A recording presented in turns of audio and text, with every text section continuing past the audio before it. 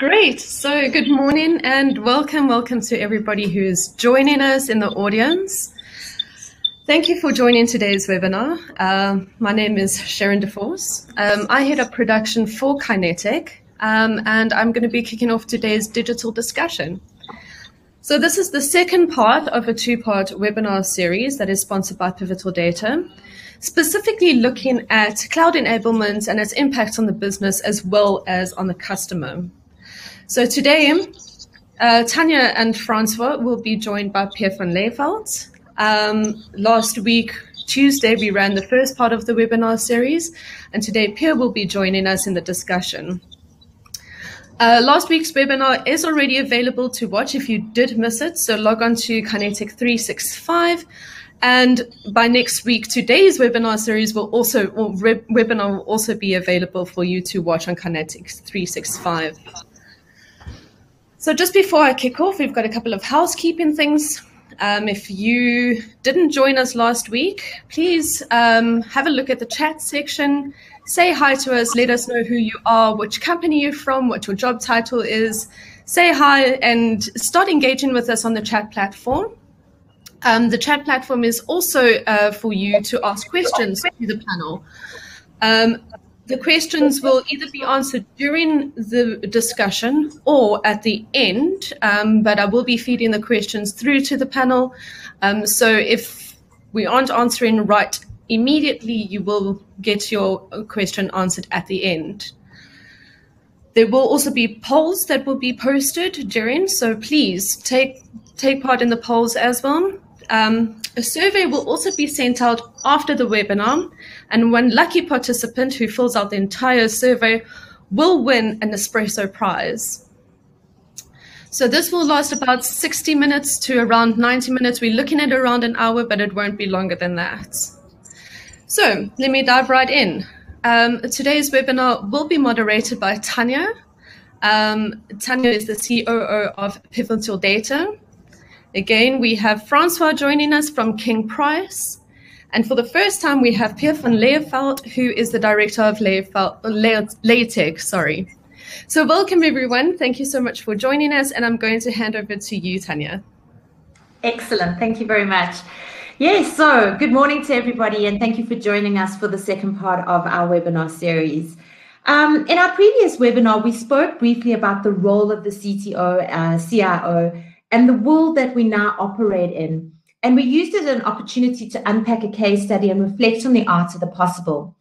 To create some context for today's session, I think there is value in reflecting on the past 12 to 18 months, but more importantly, start to look forward and focus on 2021 and beyond, and start to engage in a conversation that will address the skills required to be effective, the focus areas required to build a robust IT strategy, particularly focused on what is required to ensure agility and durability that will withstand change.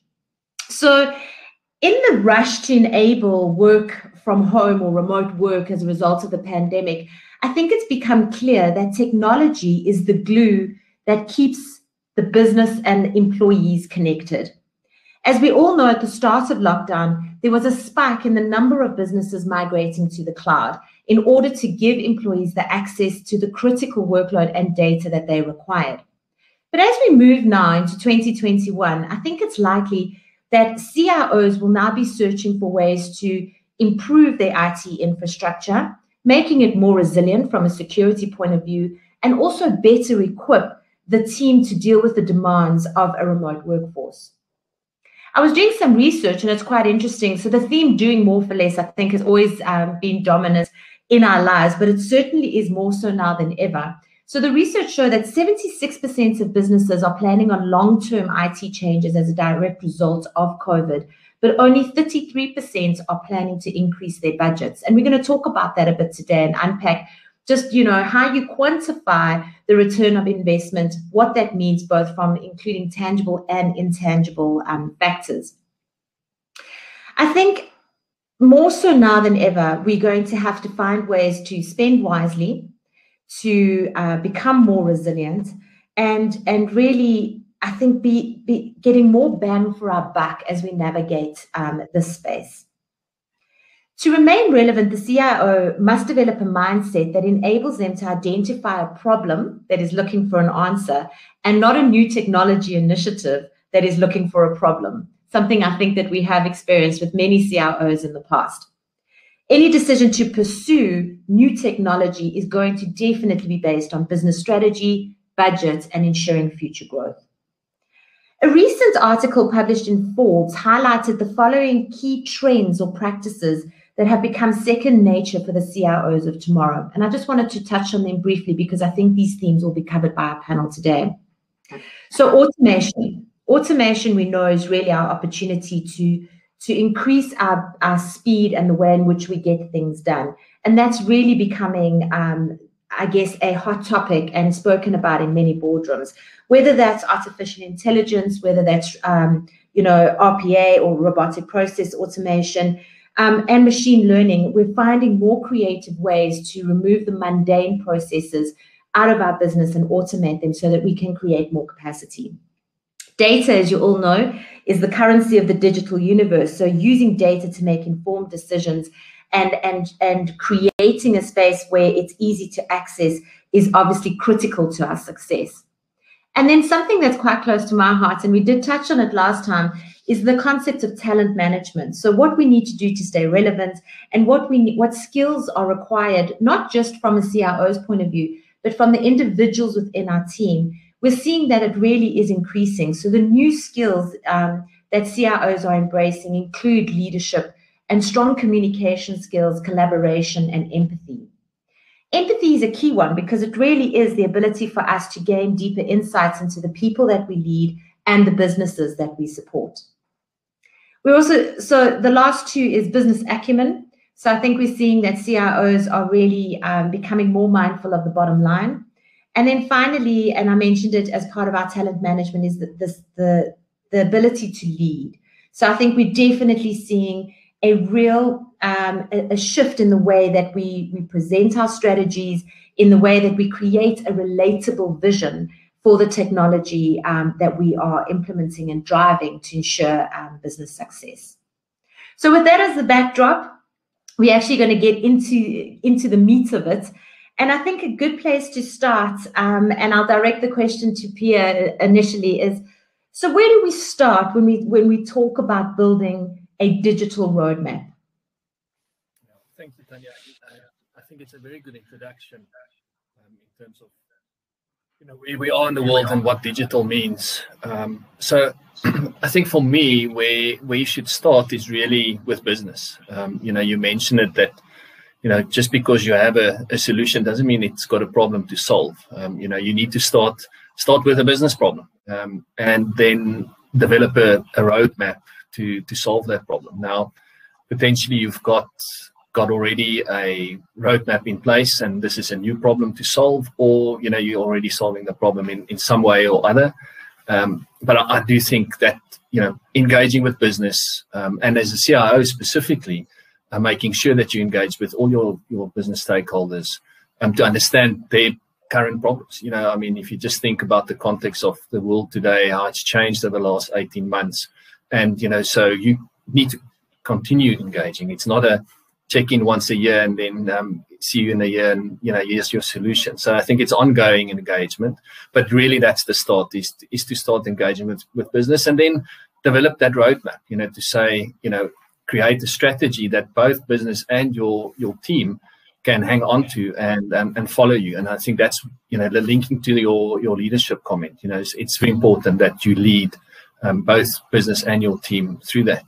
I like to use this analogy of, you need to create this little beacon at the top of a mountain when it's dark and you've got a torch in your hand. So you can follow your path 5 meters ahead of you, but you can't ultimately see how you're going to get to that beacon.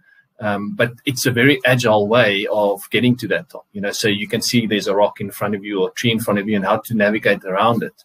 But ultimately that is what a roadmap is about, is developing that beacon at the top to say that's where we're going, and we will in a very agile way then get there, because things change, your business context change. All of a sudden business has made an acquisition, or there's a new product that they want to develop. You never know. I mean, you can't plan for a year and expect that plan to be cast in stone. So I think that's also very critical, is that from a leadership point of view, that you're aware of those changes, and again, engaging with the business. So for me, that's the real starting point. So Francois, talking about change and unanticipated change along the way, King Price is known for its innovation and turning things around at the speed of light. We spoke about you creating a new product in the middle of COVID last year.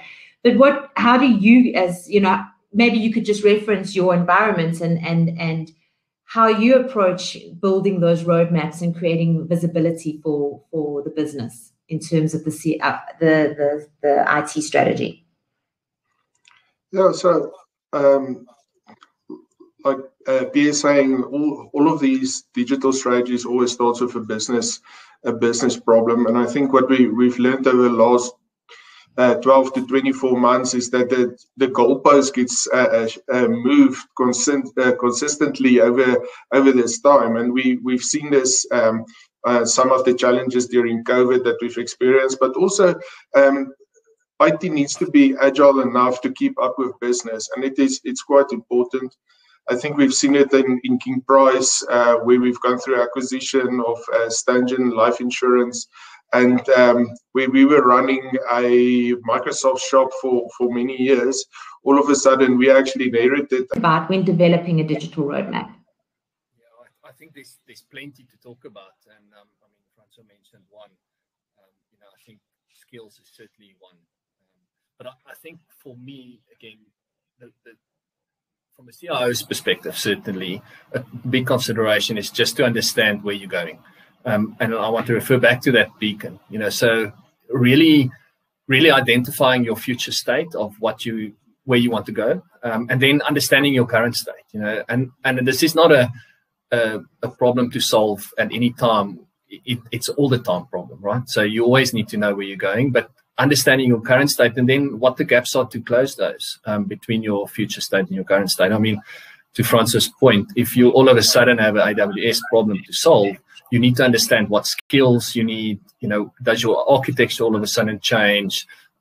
Because now you've got people that's purely Microsoft focus, and now AWS lands on their lap, and you can't cater for that in your plan. So it's an evolving thing to do all the time.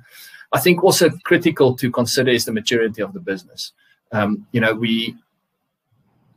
the changes over the last 12 months, I think a big challenge CIOs now have is that your colleagues that were previously not really interested in IT have become experts all of a sudden, So, and from a CIO's point of view, that's quite dangerous, because it creates a whole lot of challenges. One being shadow IT, of course. So now all of a sudden you learn that marketing has come up with this great idea, implemented a system in the cloud, of course, because it's so easy for anybody to sign up. And now, it's your problem, but we can't integrate, or, we don't have the data available in our dashboards, so all of those things.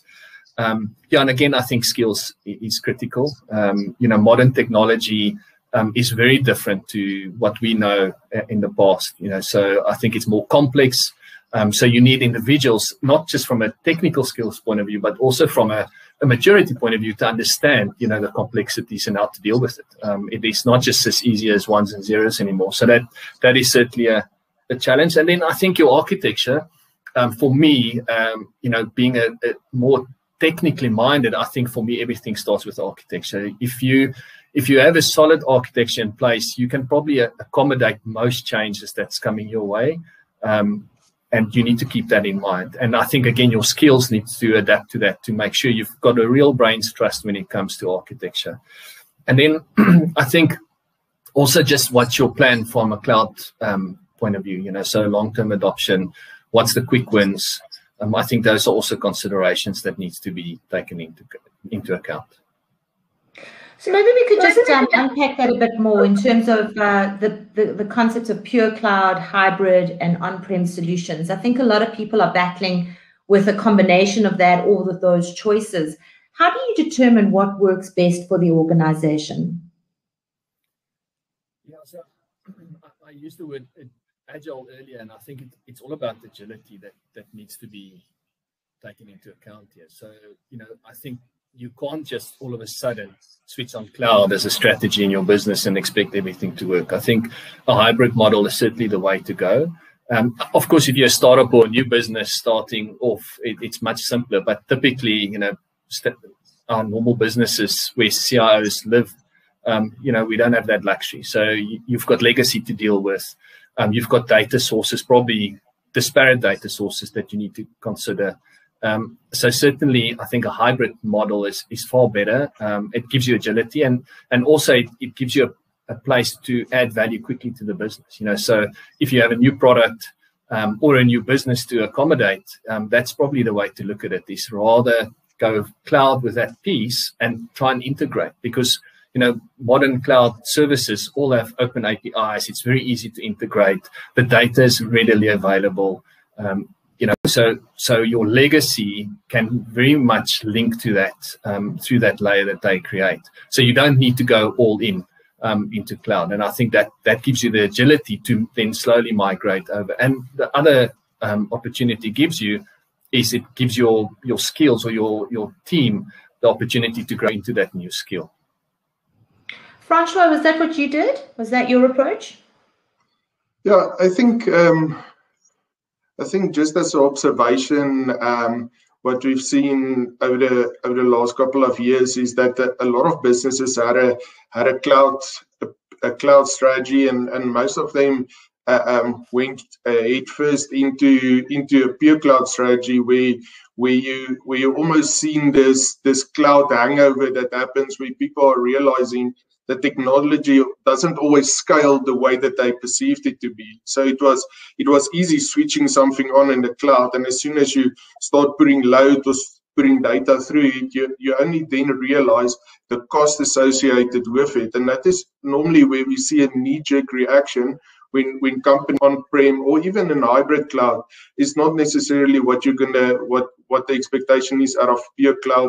And you need to, as part of this journey, understand that it's definitely not a big bang approach. And I think we've seen this on King Price's side in a couple of the technology stacks where we've been invested in cloud infrastructure now, was to actually start off slow, understand what the technology is, understand what the business case is, and understand ultimately what does the journey from on-prem to cloud look like. And there's a lot of work. It is not just flipping a switch necessarily to move current infrastructure into the cloud.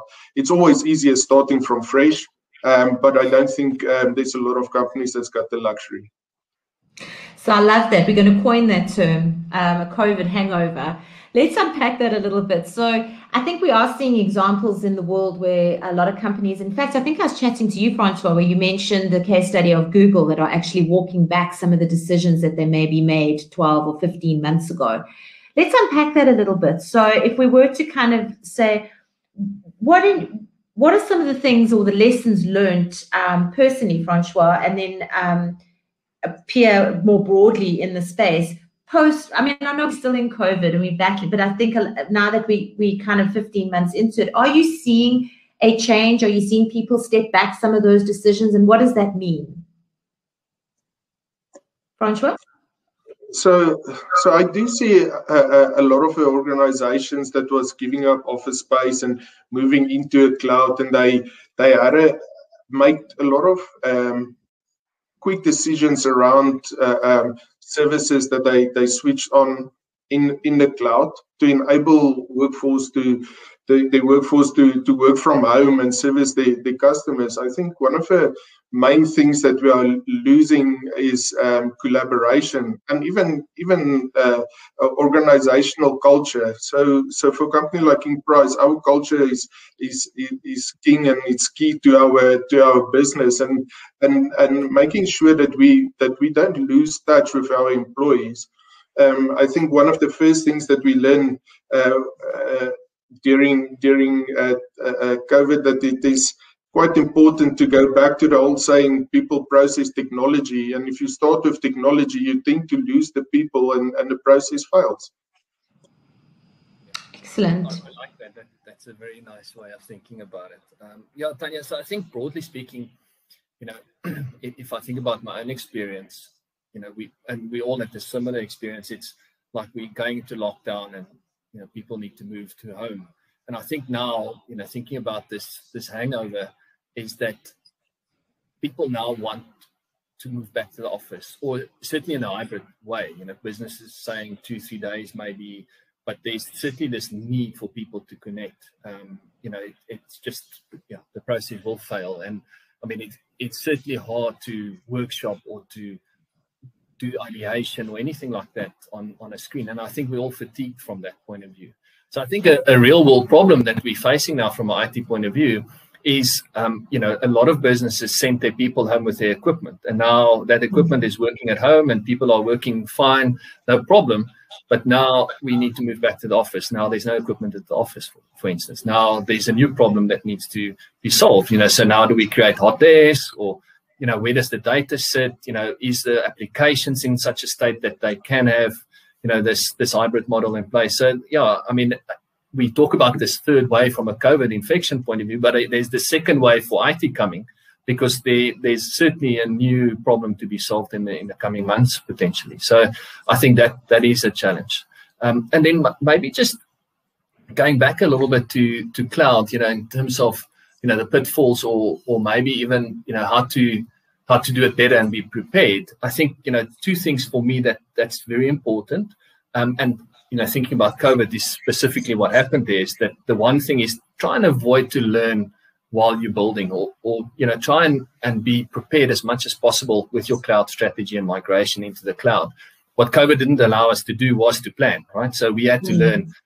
Many people couldn't work for weeks on end. You know, all that data costs that we had to deal with. So there was a lot of challenges. But I think from a cloud point of view, try and learn as much upfront as possible. And then the second part is stick to your plan, you know, once you've got that plan. And I would like to just share a slide at this juncture, just to maybe illustrate this point. What is important is that nobody knows everything. You know, so when you think about cloud and your strategy and how to actually create that plan, what would be very helpful is to get external expertise in. And so what this graph is trying to show is just, you know, if you don't have the internal capability, which most companies don't, you know, I mean, it is a new technology and nobody has prepared for it. So, you know, the blue line is showing your external resources that's heavily involved in the beginning of that plan and execution. And the orange line is the team, internal team in the IT team. And as time progresses, you know, the reliance on the external resources can start coming down.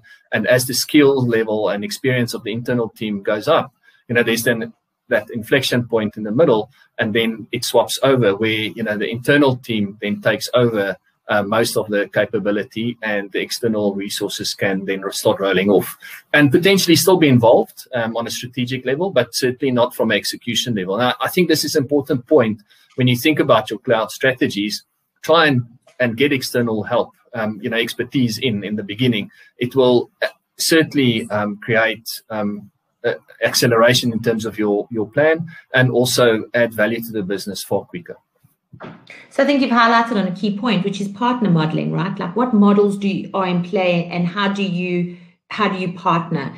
Francois, your thoughts. So what have you learned? What works in your world, and what advice would you give? So definitely we've got quite a good vendor and partner model that we are following on our side. I know I will never have I've got such a wide technology stack that I will never have the in-house speciality around all of the technologies that I'm running, but I've got strong partners that is assisting me. And it is exactly like Pierre is saying, it's a lot easier not learning while you're building, and it is quite important to have that ability to lean on a vendor that's got the internal skill set to actually assist you, not only with implementing, but also transferring skills. Because a big part of cloud is to repurpose skills that we've got already within an organization in order to give us lift to actually go through this cloud migration and this digital strategy that we are looking at implementing. Okay, excellent. Yeah. So you mentioned it. So it is a bit. I mean, we often laugh and we say it's sometimes. Well, what happened to us during COVID? It's a bit like building the plane while it's in flight, right? Which is probably the worst thing to do, and all sorts of things hit you all at once. So, what advice, Pierre, would you give a CIO? So just some practical steps to avoid typical mistakes. Yeah. So I like the analogy of building the plane while it's flying. You know, and I think that's where your plan comes in, because you don't want to end up with an oil tanker, right? So I think again, your plan is very important. So your practical steps, I think, going back to the plan. So make sure that you've got the right resources, your skills. That's important, and I think show execution early. I think that for me, from a business point of view, is very important. In this world today, and I mentioned it earlier, shadow IT, it is just so easy today for anybody to implement a solution. And I think the challenge for a CIO is to actually execute quickly, so that he builds the business, or they build the business trust, so that business believes that the plan is solid, they can execute on that plan, and it actually solves the business problem. So for me, that is the most critical advice for any CIO. Okay, brilliant. Thank you. Let's talk a bit about relevance and staying relevant in this new world, because I think that's, we mentioned it, it's changing so rapidly. So, Fransha, what are some of the things a CIO could do to stay relevant? So I think the role of a modern CIO is actually shifting left as soon as possible. So making sure that you are involved in the business and you are in touch with the business decisions that's being made. I foresee that a lot of the companies is becoming more technology companies than the traditional role that we've seen. So in insurance used to be a very much a financial institution, but all of a sudden you're access. Okay, Pierre? Yeah, I think that's such a critical point for us to make. So the CIO really needs to be standing by himself around the boardroom, right? So when new products are decided on, or just financial decisions are made, it is so critical for the CIO to be involved in those decisions, and create that relevance.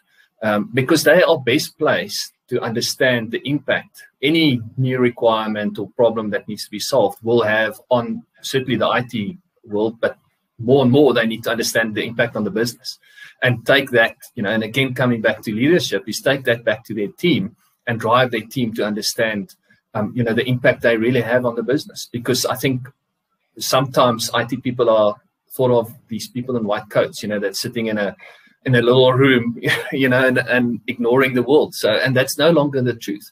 And I think the CIO needs to drive that. And it's almost not just the CIO's relevance; it's the IT team's relevance. Again, if a business today can probably function without an internal IT team. I mean, it's fairly easy to just outsource or get cloud solutions in place. So I think it's critical for that CIO to keep that relevance. And I think maybe just to illustrate it a little bit, I've just got the slide. So Infotech has done the survey in terms of business satisfaction with IT. And I think it illustrates it quite well, just the real challenge that CIOs have, not just from a relevance point of view, but a satisfaction overall. Is if you look at this, it's on a scale from 1 to 10 in terms of satisfaction. The biggest part of business, in terms of their feedback, says they fairly, in the orange and not very happy with business, with IT overall. So only 16% of firms scored 8.5 in terms of overall satisfaction. So I mean, if you think about it, that's quite a bad picture for CIOs in general. And I think, if you go and look at specific industries, you'll find even a worse picture in some of the different markets. So it is interesting. I think business satisfaction is critical for a CIO to stay relevant, not just from a overall IT solution point of view, but also making sure that you actually hit the spot. So when you actually deliver a solution, that the business is satisfied with it. Absolutely. That's quite interesting, because I wonder how many CIOs go out and look for that data internally and survey their business and get that feedback. So, but you're right. So I think, and I guess I'd just be interested in your views. What do you think is contributing to just being satisfied but not great? Do you think that's what would you think the business, how do you interpret that data and kind of say what's leading to the bulk of it just sitting between that 6 and 8 mark? So I mean, just interesting what you said. I think that is a common mistake maybe CIOs make, is that they assume that business is happy and they don't get the real data. So I think it's critical, to get that feedback from business on a regular basis and formulate a plan around that. I think, unfortunately, IT as a nature of the beast for many years, or for the longest time, I guess, has thought they understood the business requirement and gone to develop a solution around it. And then business feels, but this doesn't really solve my problem. And I think that's where Agile was really born, was to say, let's mitigate some of that dissatisfaction with IT delivery, is to try and, as we go along, show business, but this is actually what we're building. Now, of course, that's created other problems where business thinks they can just change their mind every day or every week, and IT is now running Agile, and we can just, adopt it, and our timeline is still cast in stone. So I mean, obviously, it's difficult to manage, but I think it certainly does help with getting that satisfaction to a better place, because IT thinks one way, business thinks another way, and it's to marry those two where this satisfaction or satisfaction can improve. Thoughts, Francois? Yeah, I think Pierre's hitting the nail on the head. Every business got its own flavor of Agile, and I think the big thing around it is just making sure that gap between business and IT is filled, because there's always going to be that gray area where business got a great idea and IT needs to execute, and the reality is it's not always going to align. There's always going to be a bit of a misalignment around this, but it's just around how quickly you can definitely get onto the same page. And I think that is ultimately the beauty of Agile. Yeah, I like to call it fragile sometimes, because that does feel like it. Absolutely. So let's talk a little bit about omnichannel for a second. So we've spoken about cloud in general. We've spoken about strategy. Let's talk about omnichannel and accelerating your omnichannel strategy. Pierre, what advice do you have? So what exactly can people do to accelerate their omnichannel strategy? Yeah, Tanya, I think it's a great question, because I mean, almost every day now in the news, you see somebody using WhatsApp for banking, where you can now do transactional banking through WhatsApp or whatever. So I think for me, the starting point would be to understand again the business need, and what technologies are there. And I think the CIO is best placed then to come up with that plan to say, guys, this is the latest technology and users adopting these technologies. And this is the business requirement, and then go and build that plan together. And I think critical to that is then to go and look for the best solutions and the best partners to go and do that. When it comes to omnichannel, I think cloud is the way to go, and getting solutions in quickly that's already built and cloud ready. That it's certainly not something that you want to go and build yourself. And I think a lot of CIOs are still battling with that, is that their teams are largely focused on internal build mostly, and it creates a real problem. So that, I think that's one of the biggest challenges for me, is to get out from that old way into the new way. And I think omnichannel is a perfect way, or perfect starting block to do that. Francois, how's King Price? I mean, you've got several channels. What's your approach, has been the approach to omnichannel? So I think that there's always an ongoing discussion around build versus buy. I think King Price has been founded on building its own PaaS system, and it's been our IP in the system that's been giving us an edge over our competitors over the years. But it didn't stay only at build. We understand what the cost of ownership looks like around building software. And a lot of the times it needs to make business sense and technology sense before you actually go out and just pull the trigger on building a piece of software. So I agree 100% with Pierre. The omnichannel approach needs to be almost a focused approach to understand what your market looking at, and making sure that you don't jump from one piece of technology stack to another just because it's the new flavor on the market. You need to understand what your focus and your strategy and your customer is all about. Yeah, I think it's also horses for courses, Frans. So what you're saying is omnichannel for one business is not omnichannel for the next business, and especially in industries. I think if you think about insurance, yes, sure, customer service, sales, those areas do need omnichannel experiences, and I think it becomes more and more important these days. I think sometimes adoption is a real challenge. Business thinks that the customer needs this, but customers actually want something else, and I think that's also a different challenge altogether when it comes to omnichannel. Just if you think about WhatsApp, when they changed their terms and conditions, what the uproar that created. So you can also have a great plan in terms of your omnichannel strategy, and then the context changes. So I think, again, agility there is also important.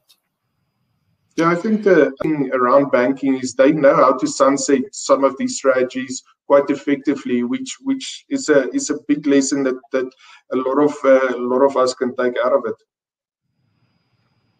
And I think that's key, right? So to learn from people around and learn from existing case studies, and as you said, leverage the knowledge that's out there, and then determining what makes sense for your business and your customers, and also how your team, how ready is your team to gear for those additional channels. I've seen that happen quite often, where actually IT can enable whatever that people want to enable, but how do you service them? How do you skill those channels? Is the business ready for it, so that it can maintain the same level of service and as you said, that feel across the different channels, which I think is also important.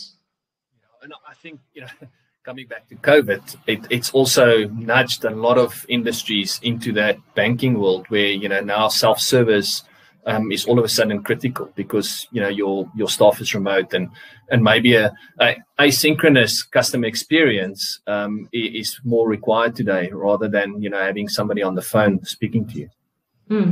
100%. Okay, so that's I think, and you've touched on it, so I would like to just pause and just unpack a bit about creating or understanding the tangible and intangible benefits of a cloud adoption strategy, because we've spoken about it in bits and pieces, but I think it would be good to pause and just say, so what are the actual tangible and intangible benefits? How do people build this business case so that it makes sense? Pierre?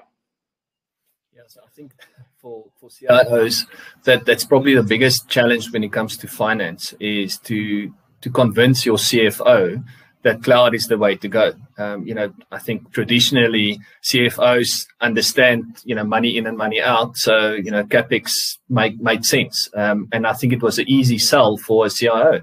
Today, you're committing on a different way. And I think the tangible benefits of that is that you can switch it on and switch it off much easier. I think another very much a tangible benefit is that you can experiment much easier. I think in the past, if business wanted to try something out, it potentially cost a lot of money to experiment with something. And I think cloud has just given that opportunity to the CFO and the CIO to experiment much easier. And I think, I don't think a pure cost is really a tangible. It's not necessarily cheaper. I don't think people must have that in their mind, that it's cheaper. However, I think it is a different cost model, and you could potentially, using OpEx in a different way, I suppose cash flow is king for most businesses. So I think that is a way to look at it, rather than just a pure cost. Okay. I'm assuming also things like scalability, but you know, not just upwards but downwards as well would also play a role. And other things like license models. Francois, anything else that you'd like to add? Yeah, so I agree with Pierre. The true test of any cloud model is actually scaling down. So, and it is, as a business, we see a lot the ebb and flow of technology where our needs are changing, and that is the beauty of cloud. So we've got the ability to scale up or scale down vertically or horizontally around cloud. And that is where the technology is actually giving lift to business in the long run. I think one of the big downfalls or one of the big challenges around cloud is we only understand what the cost associated is sometimes when we are already halfway into it.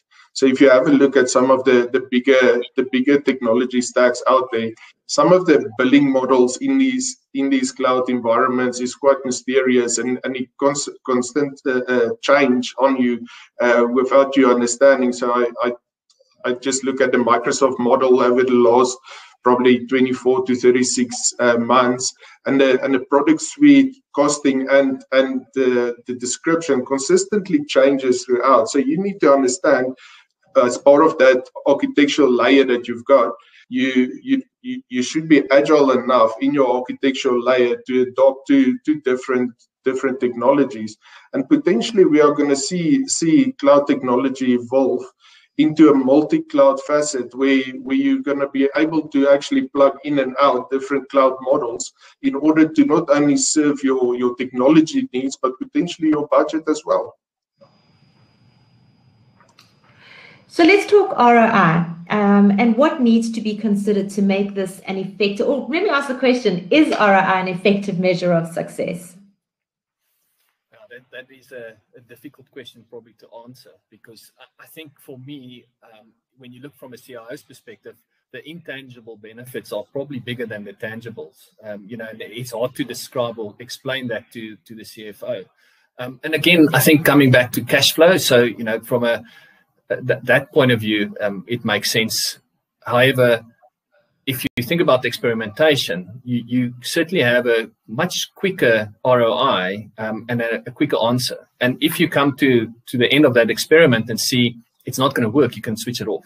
You know, so you don't have to go through that big business case anymore to say, is there really a return on investment? And the benefit of this, and I suppose people is a bit harder than technology to scale in that sense, but the fact is that you don't need to create this whole operation to go and understand if this product will work or not. You know, so there's many flexible models in that. So I think from an ROI point of view, the intangibles for me is the hardest part. And, you know, I think CIOs need to work very closely with their accountants to come up with the right model there.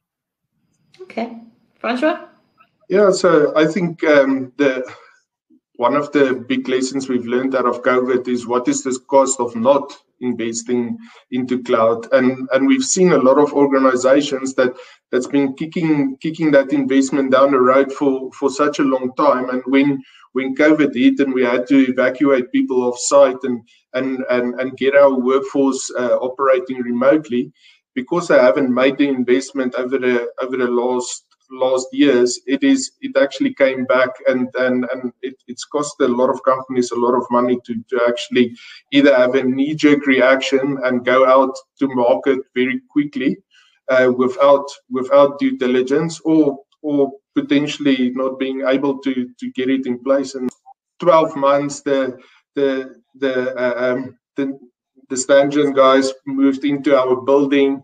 But Stangen was pretty much a AWS and Google shop and King Price, so Microsoft shop with Office 365 and the technologies. And I think the first challenge that we had was booking a boardroom for a meeting. And I was saying it always starts with a boardroom. the biggest challenge in any organization is finding a boardroom just to have a meeting, and getting people's calendars aligned is sometimes a little bit harder than we think. And it actually forced us to actually align on a technology stack in order for us just to make sure that there's a boardroom for every meeting. So that sometimes is the point of departure, or what creates clarity in the plan and priorities, right? Is exactly that. So I thought that was a fabulous example. Pierre, did you want to share? I think you had something from Infotech you wanted to just share with us around the point. Yeah, so let me just get that up quickly.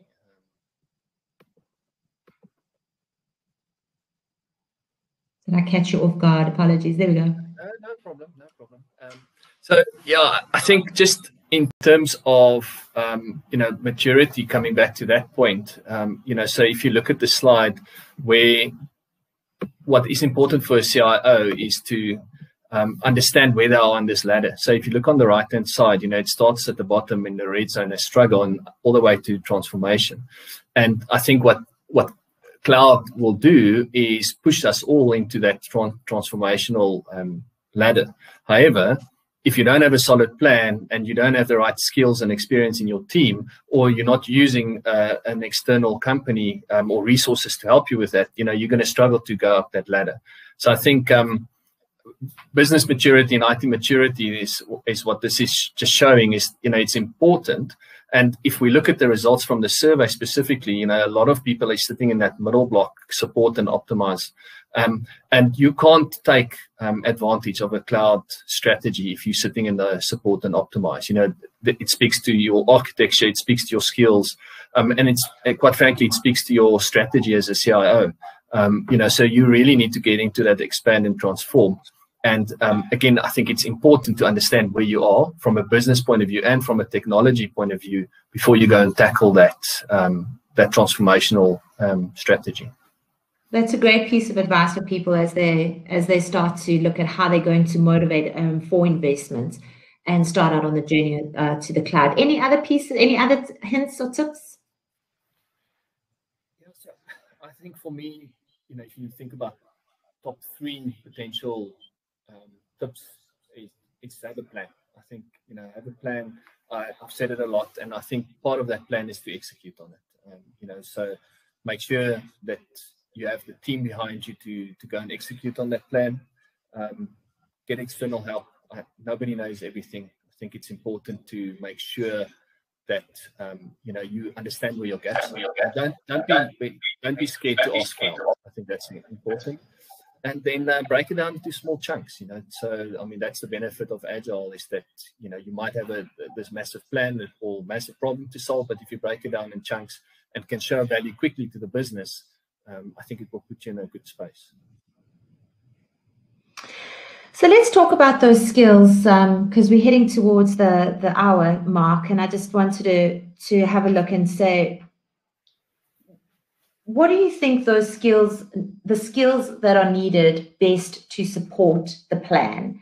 As we see the world changing, as we see these hybrid models evolving, as we see partner models and licensing models all evolving, what are some of those key skills that are needed to support the strategy best? Francois, what are you seeing? So I think you need to have a clear strategy of repurposing skills within the organization. So we traditionally saw this when companies started moving from an on-prem Exchange server into Office 365 and running Exchange servers on-prem. You had system administrators, you had DB administrators, your backups looked different. There's a clear-cut difference between the technology stack on-site versus on in the cloud. And I think you need to understand that you need to take the IP that you've got internally and upskill that skill set in order for you to give lift in the cloud. Because a mailbox is still a mailbox, but the relationship between your IT staff and your business staff is always going to be there, and you need to make sure that you enable your skill set that is in your workforce to be able to actually adapt as quickly as possible. And as part of that strategy, you need to make sure that you've got vendors that can go on that journey with you to enable you. Pierre? Yeah, so I think Francois touches on a very good point, because I think what the traditional, if you use the Exchange server as an example, it was a very deep skill that you needed. That people, that sysadmin, you really needed to understand Exchange. So I think now with cloud, it's a much more broader understanding of the environment that's needed. So the whole job description of that sysadmin has changed completely, and you need people that can adapt to that. So firstly, and then actually being able to train them into those skills, because it's no longer these siloed technical skills that you need. It's people that can understand how to stitch things together. That's a much more critical skill, in my opinion, when it comes to cloud, because the availability of integration and APIs, it's just so much easier. However, you still need to understand it, and I think that's the critical skill that's needed there. And I think another skill is, and maybe it's not a skill, but maybe just the way of IT people in the future is to learn. So they really need to be able to adapt, but be able to and be willing to learn, and to go and explore and experiment with new technologies. And I think also to Francois' point, vendors, critical part there is to come and help, but you need an internal IT staff that is able to learn and adapt. Yeah, we see it a lot around multi-skilled and cross-skilled skill sets. That is the demand is becoming quite prevalent when we talk compliance and we are talking security. So the specific skill set need to understand exactly how that feeds back into and relates back to your business as well. So Francois, are you doing anything? Well, can you just talk us through, like, how are you addressing that? Are you doing formal training programs? How are you tackling that and diversifying that skill and repurposing it? So we've got a drive to keep our staff skilled on various parts of the technology stack. So obviously we understand that not everybody is gonna enjoy everything, but I think in general the advantage that we have about IT people is IT people love IT, and business people will always come and ask for advice. So I think that there's definitely a natural progression that I'm almost seeing, where people enjoying upskilling themselves into and understanding what is the advantage, because the fact of the matter is it's getting easier, it's not getting harder, and I think people want to learn how to do things more efficient and better in the future. Excellent. I think what's also changed in our world, in the olden days, when you got a new piece of infrastructure, you got a white paper to say this is how it works. Today, there's all these online academies and online universities that help your staff, to adapt to the new technology. So I think the learning is so much easier. And it's almost part of this cloud strategy, is that learning as well.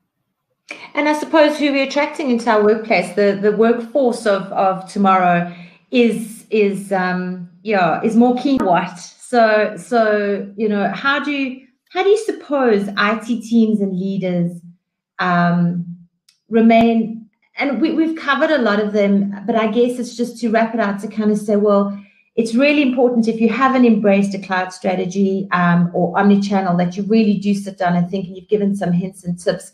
But I think also what we need to consider is just what next. What do you see? What do you see as kind of the things that are going to be real hot topics, and how the CIOs can address that and get their heads around it in the next couple of months?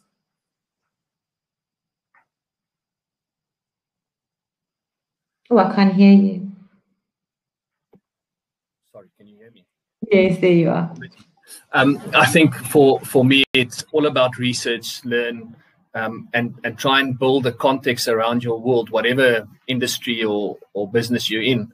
That's the most critical piece, is gain as much knowledge as you can. The world is changing so fast that it's impossible to know everything.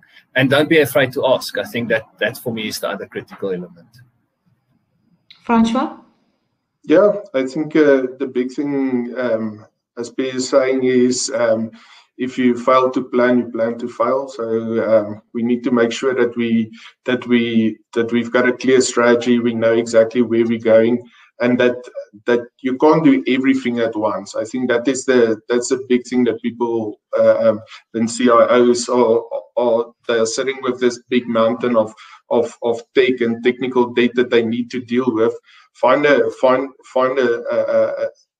space where you can actually grow into, instead of forcing the natural progression of the technology.